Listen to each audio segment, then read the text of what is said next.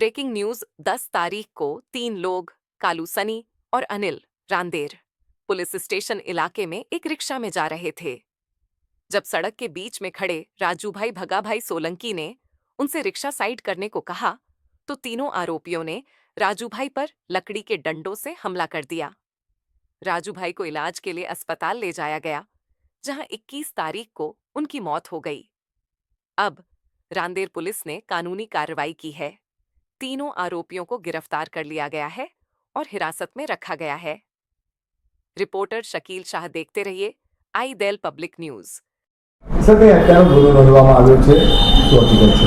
તારીખ 10/1/2026ના રોજ Rander police station વિસ્તારમાં કાલુ, અનિલ અને સની ત્રણ ઈસમો રિક્ષા લઈને નીકળેલા, જેઓએ રોડ વચ્ચે ઊભી રાખતા આ કામે રાજુભાઈ ભગાભાઈ સોલંકીનાઓએ રિક્ષા હટાવી લેવા કહેતા તેઓ વચ્ચે બોલાચાલી થયેલી અને બોલાચાલી બાદ મારામારી સુધી આ ઝઘડો પહોંચેલો, જેથી રાજુભાઈને આ ત્રણેય આરોપીએ લાકડા વડે માથાના ભાગે ઈજાઓ પહોંચાડેલી, જે બાબતે રાંદેર પોલીસ સ્ટેશનમાં BNS કલમ 103(1) મુજબ ગુનો દાખલ કરવામાં આવેલ અને રાજુભાઈ સારવાર માટે હોસ્પિટલમાં હતા, જેઓ સારવાર દરમિયાન 21/1/2026ના કલાક 21:23 વાગે મરણ ગયેલ છે, જેથી કાયદેસરની કાર્યવાહી પોલીસ દ્વારા હાથ ધરવામાં આવેલ છે।